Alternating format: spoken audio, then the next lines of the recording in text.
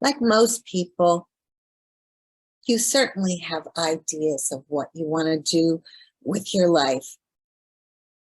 You may have them when you're young, when you're a little older, when you're in middle age, even when you're very old. But the question occurs, do you execute on those ideas or not? If not, the moments of ideas and innovation are lost, whether it's in your life or in or for your business. It's a sadness when you think about it, certainly for yourself, but also for others, and even in a larger sense for the world. The fact is, an idea, even the best of ideas, are powerless if you let them stay inside of you, if you never pull the idea out so that others can reflect on it, think about it, even contend with it, just as you have to do. If this kind of push and pull of idea and in action has happened to you, I venture to say you're not alone. You know, the lost idea syndrome happens to a lot of people. And even though it's said that misery likes company, it really doesn't matter. Because once again, when that idea is lost, it is powerless. And you or the others around you have no chance to benefit of it. I think this particularly happens to people as they age, you know, in their lives, their marriages, their careers. They decide they want something perhaps different, but maybe important. They want to do something more to make their lives and their work richer. But then that sense of powerlessness overtakes them. They suppress the idea or let it go. They become small-voiced and they don't act at all. This happened to me at some point in my life, actually when I was a little over 50, and it was the time when my mom actually died. Perhaps it was her death, perhaps it was being truly plunk in middle age, or the combination, that I began wondering whether I'd been charting my own course. And what could I do so that I would grow and thrive even more? And after a great deal of thought about this, perhaps because I've been a journalist and a marketing writer all of my professional career, perhaps it was because in those professions I'd written a heck of a lot of stories. Perhaps it was because storytelling had always been part of my life, because stories were a part of my home growing up. There were the traditional ones, the fairy tales, Cinderella, of course, Snow White, the rest of them. But there were personal stories too. And a lot of them were told to me about my mom because they were stories about her life. And when I listened to them at that time as a little girl, I was fascinated by them. And as I thought about them again, when I was a grown woman, they began to take on even more meaning. There was my mom as a teenager and the oldest of 4 children, and a sister who was sick with cancer and finally succumbed to the disease. There was my mom as a 20-something, being the spokesperson for the family and having to head down from New Jersey to Villanova by train. My Uncle Tom was at Villanova, and he decided he wanted less religion and more big city life at NYU. And my mother had to be the family member who took him out of that school. Even further on into her 20s, she was the glue that held the family together. The same Uncle Tom, after graduate school, went into the 1st Counterintelligence Corps during World War II, and he was stationed behind enemy lines. And he wrote to the family frequently. And she was the one who received the letters and read them to her mom and her dad, and the one who wrote letters back saying that at home everything was all right and the family was safe too. But for all her responsibilities, my mother had a delightfully lighthearted, fun side. And I joyed when I was a kid at the stories she told of trying to live out her father's desire for her to become a nurse. She was enrolled in nursing school and had several unusual experiences. She had to sanitize tools one day and put them in the sanitizer incorrectly so that the door flipped open and hot water spilled out all over the utility room floor. There was the time she was assigned to take a body of a person who had just died down to the morgue, and that person had false teeth, which she had to put back in his mouth.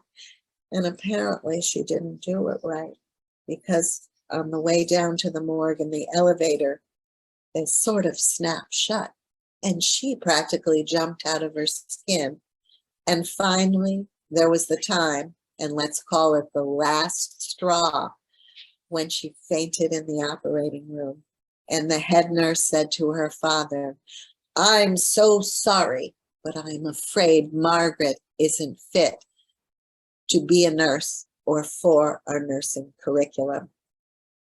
And so she left graduate school, went to college, and became an executive secretary for a huge New Jersey firm, where she worked until she became engaged to my dad, and they married.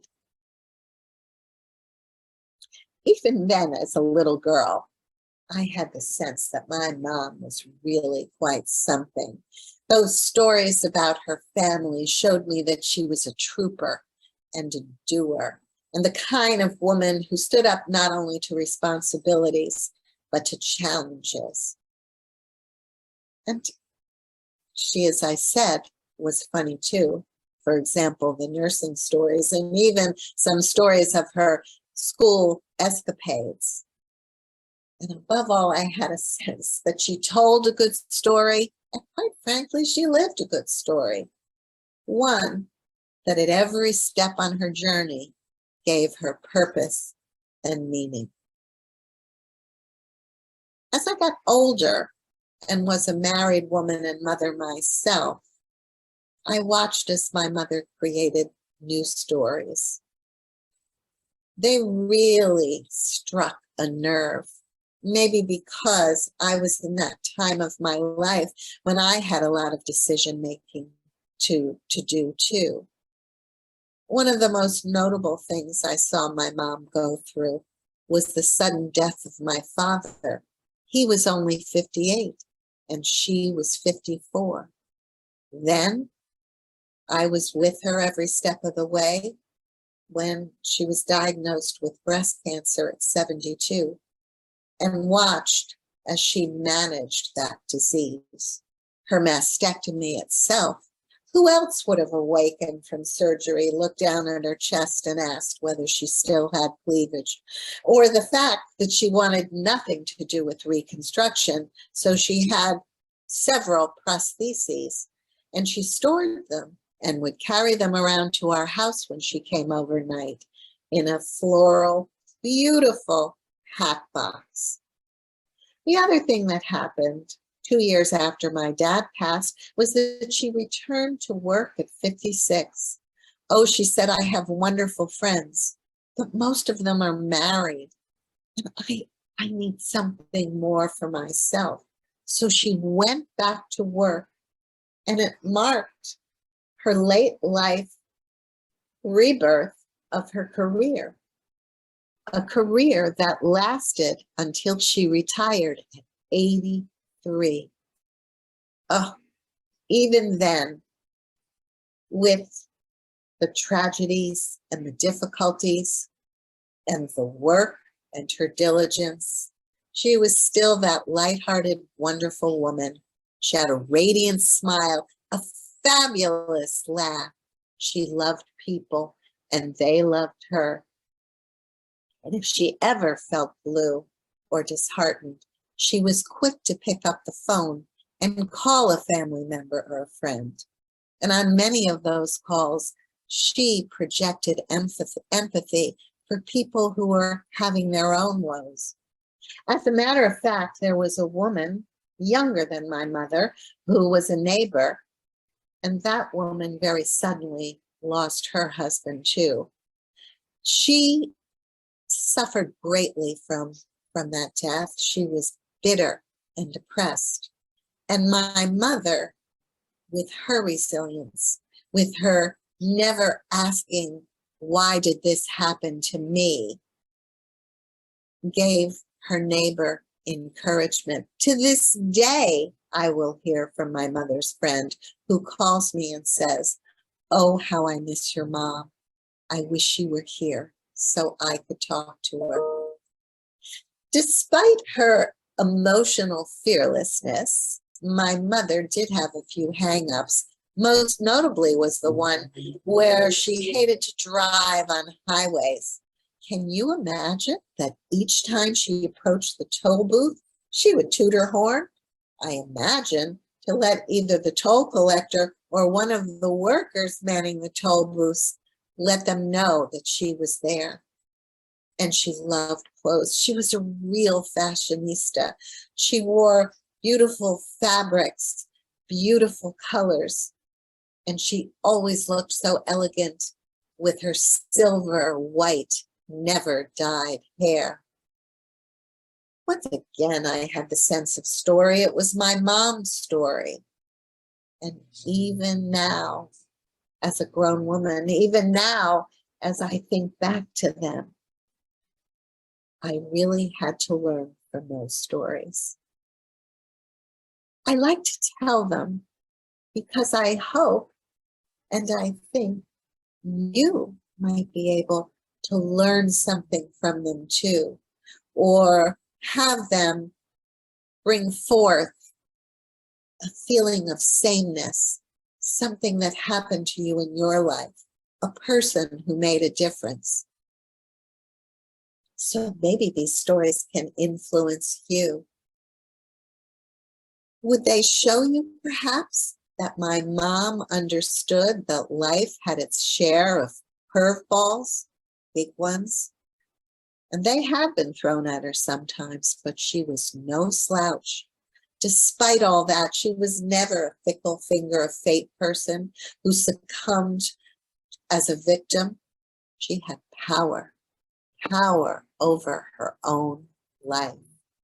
And she was in control of her destiny and regrouped and evolved as necessary to transform and give meaning and purpose to her own life. Listen, think about it. Look what those curveballs did for my mother. The pain that comes from them enabled her, just as it can enable pain to help you achieve growth and become the best, most evolved version of yourself. Realize the time is precious and that you can't squander it. Do you want to cave or be a victim? Do you want to have courage and resilience so you stretch yourself? Yes, with discomfort, but with sheer guts, you keep on keeping on to turn things around. You may still have dreams, but again, you cannot realize them unless you act on them, unless you set goals and have a plan that will enable you to chart a course. There is much darkness. There is so much joy, and it's participation and ownership of your life that will bring you joy, to keep moving forward, to not get stuck in the mud, to not cave when things go wrong or when you make the wrong decision, but to figure out a way to make a wrong decision right. I recognize it takes intention to do that, to live your story. But I encourage you to do that, to find your stories and to live them. As a person who's been engaged in storytelling professionally for so long, I can help. And I would welcome you to write to me at chatwithbarb.com, and I can give you some tips for finding your stories, and also spend a little time on the phone with you and see if we can get you to ferret your stories out. The important thing is to be on the lookout for stories, to tweak your awareness for stories and to deepen it, because I believe that stories are everywhere. You know, keeping a journal helps, writing down your observations, and particularly how you feel about your observations or what happened to you on any given day. Ask yourself questions. Does this story trigger a creative spark? Is there humor? Is there sadness? Does it evoke a fond memory? Does it inspire new opportunities? Is there a lesson to be learned? Something you can share with someone else, a best friend, a stranger, someone who needs a helping hand at a particular point. If so, that story is not just yours, but it's more than you. If you share it with someone so that you can raise her awareness, laugh or cry with her, provide her and yourself with the opportunity to reach new heights. Here's the thing, the structure of story holds important truths, and you can become students of others people's story, and you can also become students of your own. But none of this will happen if you're not on the lookout for stories, if you don't find them and figure out their meaning and how there are lessons to be learned that you can share. Remember, if you have a great idea, if you have a story, and you don't pull it out of yourself, it will die with you. There is tremendous impact and much to be learned from the words that make up stories. I found this quote from British author Joanne Duarte, and she says, and I want to share it with you because I think the words are beautiful. Words have the potential to be the world's biggest Lego set, a set you can make anything out of, from a rocket ship that will take you to the stars, or a Ouija board that will raise the dead. You can build because you communicate. And this is what stories are all about. They're about communicating things, all sorts of things. You are made up of stories, lots of stories, and I guarantee they are all magic. They can inspire others and empower you. American author Nancy Duarte said, "The future isn't a place you're going to, it's a place you create." Ask yourself how you can live a story that inspires you or the people around you. that inspires you to speak out and show up with a purpose that will help others. Remember, stories are magic. Go out and make your magic. Find your stories, live them, and make meaning. And make a difference one story at a time. Thank you.